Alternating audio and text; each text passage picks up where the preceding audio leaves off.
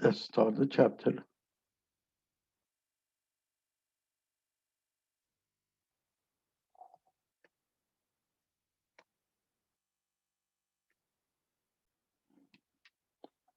Okay, in this chapter, chapter 9, we'll talk about evaluation and evaluation of competitive market. Earlier, we spoke about competitive market. What's the competitive market about it? And now we will be evaluating the competitive market. During this chapter, we will explain how perfectly competitive market encourages the technological improvement and the growth of the size of firm. We also will explain the benefits of perfect competitive markets and examine the 5 reasons perfect competition might fail to achieve the desirable results. Furthermore, we will describe how the government tried to deal with the external costs, such as pollution, explain how government tried to encourage production of a good and service, such as education, that carry external benefit. We heard of laissez-faire, which is the economic doctrine that holds that an economy works best with the minimum amount of government intervention. Best example closest to this is USA. Now, the planned growth and its effect on the market. If there is, if there are economies of scale, a firm will want to increase the size of lower to lower the cost. We know in that there is a fixed cost and there is a variable cost, and the more they produce, the fixed cost per unit, it will go lower. So when the fixed cost per unit goes lower, that means the total cost per unit goes lower. So the economies of scale, it says that a firm wants to increase it in size to lower the cost.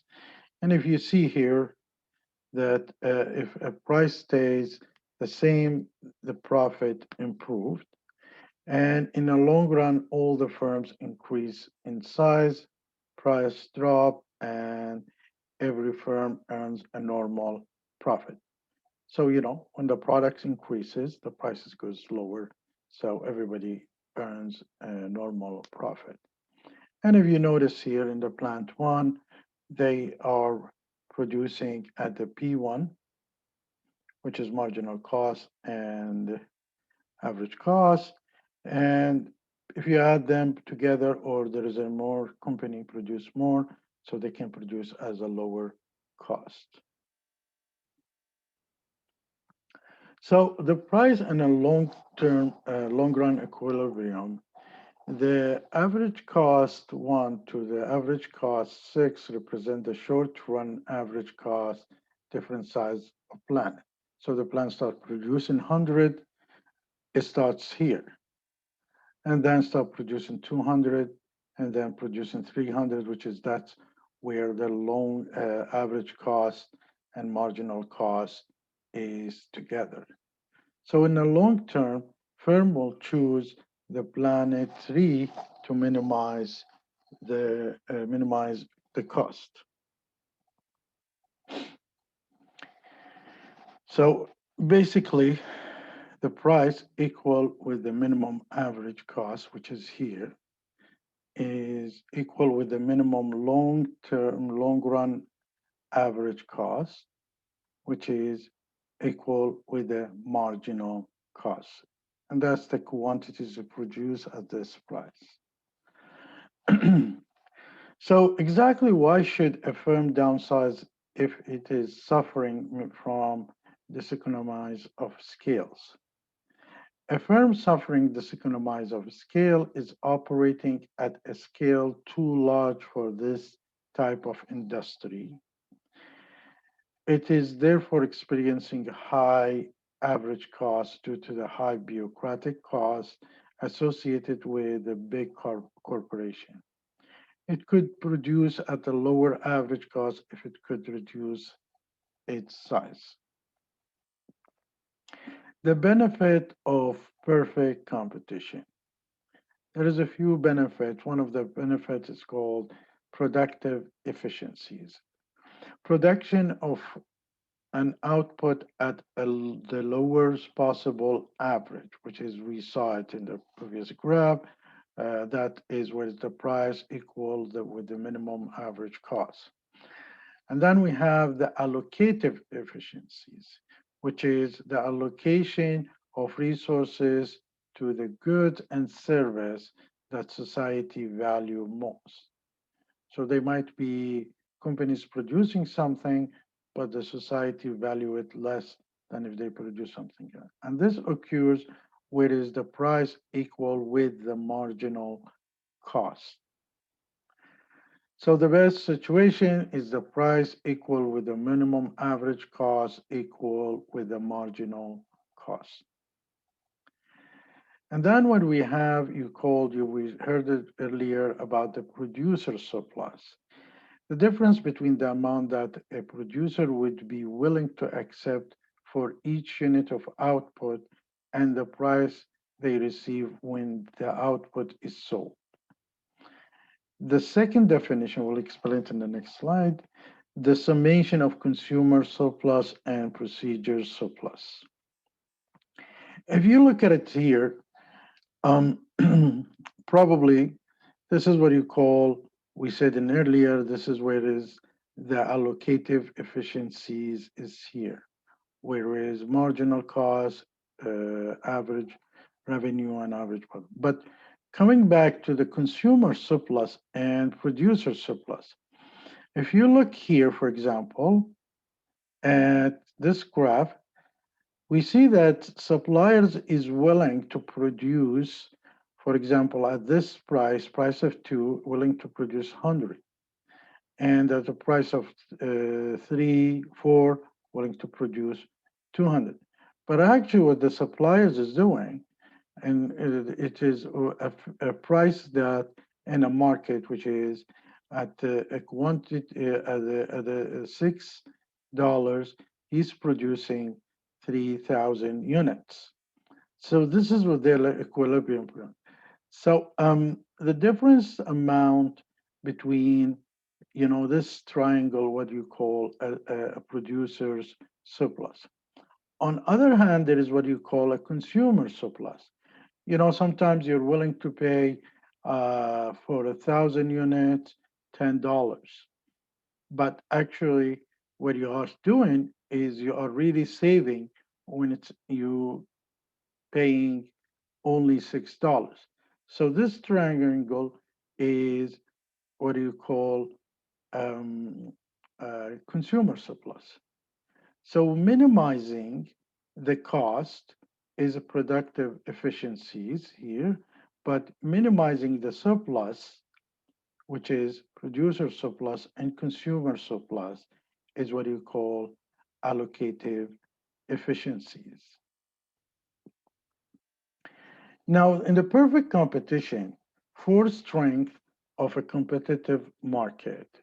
One is maximize the economic of surplus, and because the both productive efficiencies and allocative efficiencies are achieved, does this automatically without it costless, and encourage innovation because you want to reduce the cost and promote the economic freedom. So giving the following graph down there, at what output is the firm is productively efficient? And the second question, at what output is the firm allocatively efficient? So if we want to look at the productivity efficiencies, then we need to see where it is actually the marginal cost equal with the average cost. That's where the producers usually love to produce. They don't want to pay more on that. On the second hand, at what output is the firm have allocatively efficient? It is at the Q2. So at the Q2, whereas the marginal cost meet the price that they are offering. Now, there is market failure or chance of market failures in perfect competitive is defect in competitive market that prevent an efficient or equitable allocation of resource. There is a five types, which is they causing that. You may see or may create an income and wealth inequalities. So the rich people get richer and the poor people get poorer. Maybe a quiet, unstable, maybe competition that market internal regulatory may disappear and provide no public goods and ignore externalities. Now we define each one of them and we see how this might happen.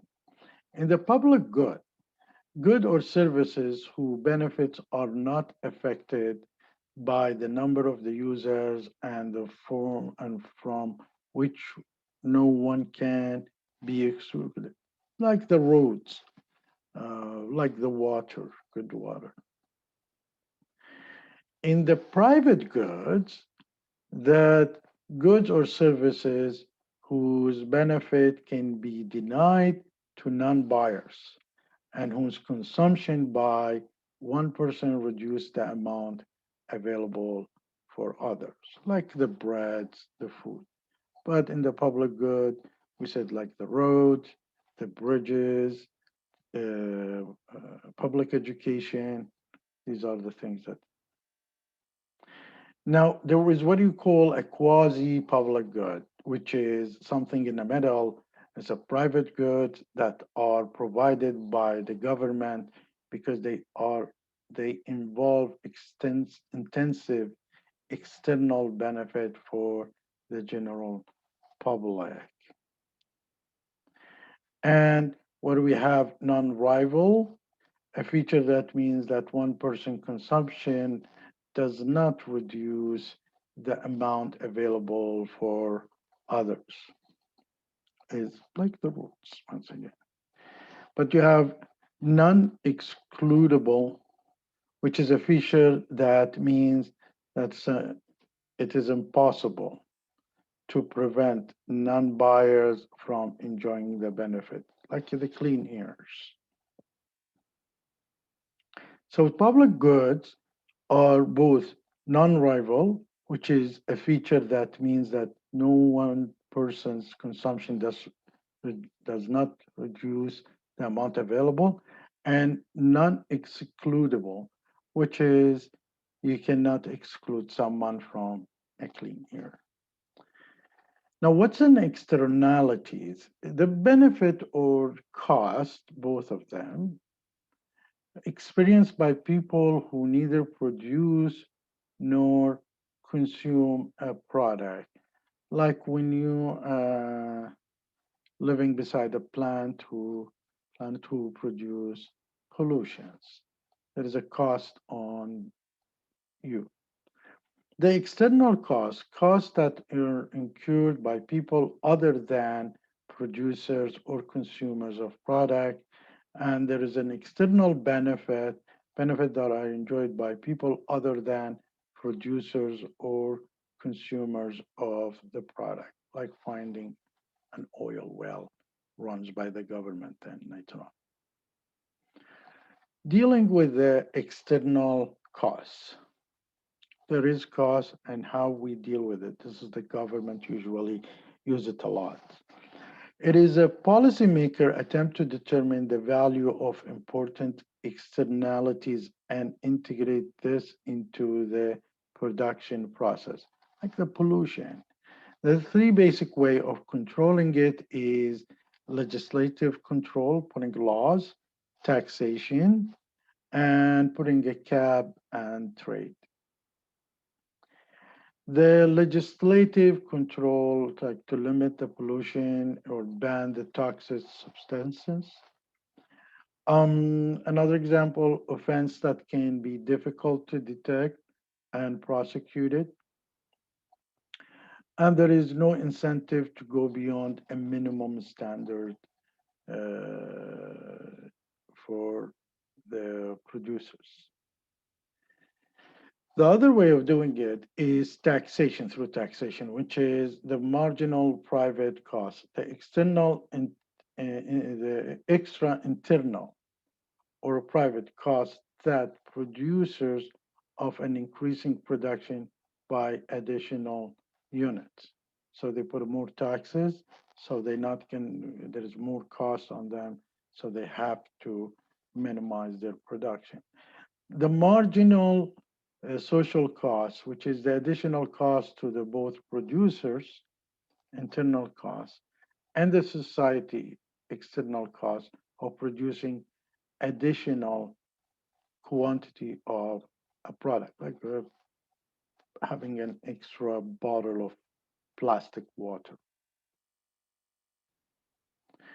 This is what you call cap and trade. This is what it attempt to minimize the cost of reaching a predefined pollution emission target, a cap. And it's going on now. People they're talking about it between the European Union, USA, and Canada. Individual pollution companies are allocated shares on the total cap called credit. So they have certain percentage of pollutions and they get a credit for it. It's like a credit and debit is done this way. Other company may create a new credit by eliminating the pollution. So they're planting trees, for example. If a producer wishes to pollute more, it can trade by through can buy unused credit from other firms or buy a credit from they that have created them. Now, integrating external benefit. There is two basic way. A provision of a quasi public good, like education, healthcare, transportation. What is provided varies widely across the country. Some countries, some places that they don't give enough taxes, they have access to good product education, and some of them they do and also have access to education. Providing subsidies like a daycare, this is another way of integrating external benefits. Subsidies, the marginal private benefit, the extra benefit that the buyer derive from consuming additional quantities of a product. So if the food is subsidized, means partially paid by the government. So there is a marginal private benefit. The marginal social benefit, the extra benefit to both the consumer and the society of additional quantity that produce, like the education. So here we reach to the chapter 9. In the chapter 9, we talked about competitive market, encourage technological improvement and firm growth. We spoke about the benefit of a competitive market, the cause of market failures, how the government can discourage a production of goods with the external cost and encourage a production of good with external benefit. Thank you.